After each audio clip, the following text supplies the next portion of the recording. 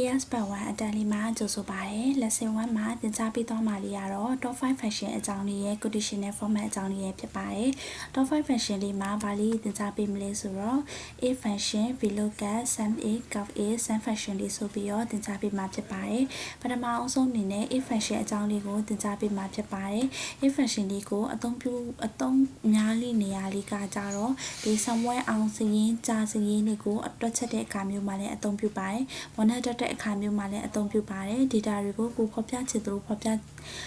ချင်တဲ့နေရာမှာလည်း if function လေးကိုအသုံးပြုပါတယ် if function လေးကိုဗီဒီယိုလေးနဲ့တကွာရှင်းပြပေးထားပါတယ်ပထမဦးဆုံးပေါ့ဒီ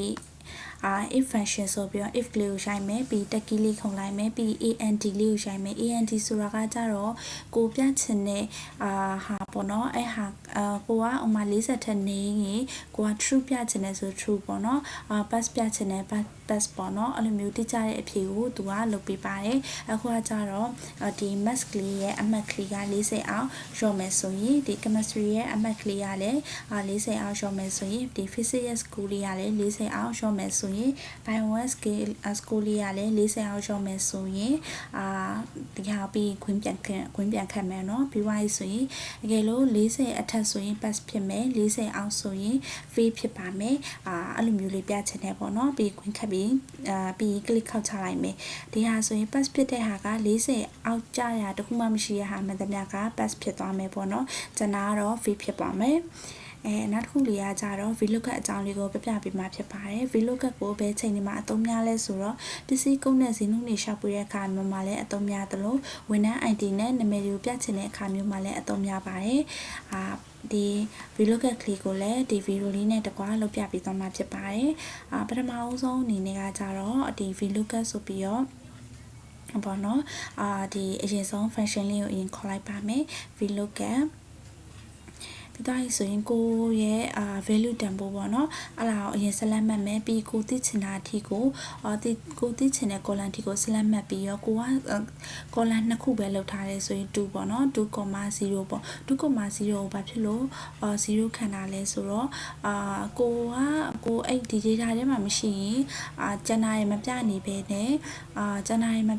နဲ့ပေါ့နော်ဒီerror လေးပြစေချင်တဲ့အတွက်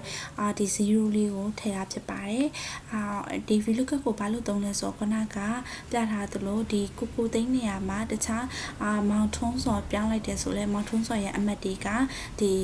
auto ဝင်သွားတယ်ပေါ့နော်အဲ့ဒီမှာ VLOOKUP ကလေးကိုအသုံးပြုပါတယ်နောက်တစ်ခုလေးကကြတော့ SUM-A function လေးပေါ့နော် SUM-A function လေးကိုဘယ်ချိန်မှာအသုံးပြုလဲဆိုတော့တိုင်းဒေသတစ်ခုလိုက်စုချင်တဲ့နေရာတွေမှာလည်းအသုံးပြုသလိုသတ်မှတ်အမှတ်ထက်ကြီးရဲ့တမှုတွေကိုစုချချင်တဲ့အခါမှာလည်းစုချင်တဲ့အခါမှာလည်းအသုံးပြုပါတယ်ပေါ့နော်ဒီဟာလေးကိုလည်းဗီဒီယိုလေးနဲ့ရှင်းပြပေးထားပါတယ်ပထမဆုံးမောင်ထွန်းစော်ရဲ့ပေါ့နော်မောင်ထွန်းစော်ရဲ့ဒီဆေးတွေကိုသိချင်တယ်မောင်ထွန်းစော်ရဲ့ဆေးတွေကိုသိချင်တာမဟုတ်ဘဲနဲ့အပရဲ့ပေါ့နော်အပရဲ့ဆေးဘယ်လောက်ရှိလဲဆိုတာကိုသိချင်တယ်အဲဆိုရင်ဒီမောင်ထွန်းစော်လေးကိုပြန်ဖြတ်လိုက်မယ်ပေါ့နော်ပြီးအပလေးရေးလိုက်ပါမယ်အပမြန်မာပေါ့နော်အဲဆိုရင်အပမြန်မာလေးပြောင်းအပမြန်မာရဲ့ total ဆေးကဘယ်လောက်သိချင်လဲဆို SUM-A function လေးကိုသုံးပြီးတော့အကုန်ဆက်လက်မှတ်မယ်ပြီးတော့ဆိုရင်အပကိုပဲသိချင်တဲ့အတွက်အပကိုဆက်လက်မှတ်မယ်ပြီး comma ခံမယ်ပြီး C အကုန်လုံးဆက်လက်မှတ်ပြီး enter ခောက်ချလိုက်ပါမယ်နော်ဒီ total က1နှစ်တလီရတယ်ပေါ့နော်အခုအပရွယ်ရွှေ့ပြီးတော့ဟုတ်လားကြည့်လိုက်မယ်သူရဲ့အမောက်ကဘယ်လောက်ရလဲဆိုတော့1နှစ်တလီကွက်တီပဲပေါ့နော်SUM function လေးကိုသုံးပြီးတော့အဲ့လိုမျိုးလေးရှာလို့ရပါတယ်နောက်တစ်ခုလေးကကြတော့ကောင်းရ function လေးပေါ့နော်ကောင်းရ function လေးကကြတော့ကိုသိချင်တဲ့အရေးအတွက်ကိုပြတဲ့ကိုသိချင်တဲ့အရေးအတွက်တွေကိုသိလို့တဲ့အခါမျိုးမှာကောင်းရ function ကိုအသုံးပြုပါတယ်ဗီဒီယိုလေးနဲ့ရှင်းပြပေးပါပေါ့နော်အခုကကြတော့အပနဲ့ lower နဲ့ပေါ့အပကဒီအပ region ဆိုတဲ့ column မှာအပကဘယ်နှခုရှိလဲ lower ဘယ်နှခုရှိလဲဆိုတာကို filter နဲ့တွားပြီးတော့မြည်ချင်ပဲနဲ့ ကောင်းရ function လေးကိုအသုံးပြုပြီးတော့လုပ်ပြပထမဆုံးဒီပေါ့နော် equal to count if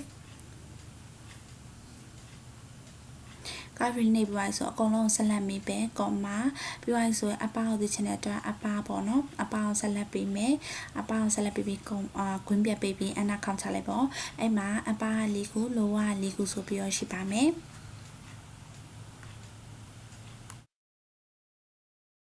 ရကြောင်း sun function အကြောင်းလေးပါ sun function ကအရေးအတွက်တွေကိုအရေးအတွက်တွေရဲ့ total ကိုပေါင်းတဲ့အခါမှာအသုံးပြုပါတယ်ဒါလေးကတော့ example လေးနေပါ equal to sun ပေါ့နော် sun function လေးကိုတက်ကီခုံပြီးခေါ်ပြီးအပေါ်ကနေအောက်ထိကို select ပေးပြီးအနာခောက်ကြိုက်ပြီးဆွဲချလိုက်တာနဲ့သူ့ရဲ့ total လေးရသွားမှာဖြစ်ပါတယ်conditional formatting မှာ conditional formatting ကကြတော့ကိုပြစီခြင်းတဲ့အရာပေါ့နော်အနေမြင့်ပေါ်ပဲမူတည်ရဖြစ်ဖြစ်ဒီဘလောက်ထက်နေပဲဖြစ်ဖြစ်ဘလောက်ထက်များပဲဖြစ်ဖြစ်ကိုပြခြင်းတဲ့အရာကိုဆက်လက်ကိုပြခြင်းတဲ့အရာကို auto ပြခြင်း conditional format လေးကိုအသုံးပြုပါတယ်ပထမဆိုရင်အရာလေးပြစီခြင်းနဲ့ပေါ့နော်အရာလေးပြစီခြင်းနဲ့ဆိုတော့ဒီဟာပေါ့နော်အကုန်လုံးကိုဆက်လက်မှတ်မယ် conditional format တွေက highlight 0တွေက greater than လေးရွေးပြီးတော့ဒီမှာပေါ့နော်ဒီ40ထက်ဟိုဖြစ်မယ်ဆိုရင်တခြားအရာလေးပြစီခြင်းနဲ့ဆိုရင်ဒီ highlight တွေက greater than လေးရွေးပြီးတော့ဒီမှာအရာလေးရွေးပြီးလို့ရတယ်ပေါ့နော်ဒီမှာ yellow လေးကိုရွေးလိုက်မယ်ပြီးဒီ66နေရာမှာ40ကိုပြောင်းလိုက်မယ်ပေါ့နော်ကိုက40အထက်ဆိုအရာလေးပြစီခြင်းတာအဲ့လိုမျိုးလေးလုပ်လို့ရပါတယ်အခုပြီးတော့ဒီ lesson ဒီ video လေးနဲ့အတူဒီ homework excel file လေးကိုပို့ပေးထားပါတယ်homework excel file လေးထဲမှာအဝါရောင်ချဲထားတဲ့ highlight yellow highlight လုပ်ထားတဲ့ဟာမှန်သမျှမှာဒီ formula လေးအသုံးပြုပြီးတော့တွက်ပြရမှာဖြစ်ပါတယ်ပြီးတော့ဆိုရင်ဒီပေါ့နော် email ဖြစ်ဖြစ်ဒီတင်ရပဲဖြစ်ဒီ group ကပဲဖြစ်ဖြစ် Viber ဖြစ်ဖြစ်ပြန်ပြီးတော့ပို့ပေးလို့ရပါတယ်ဒီ class လေးကို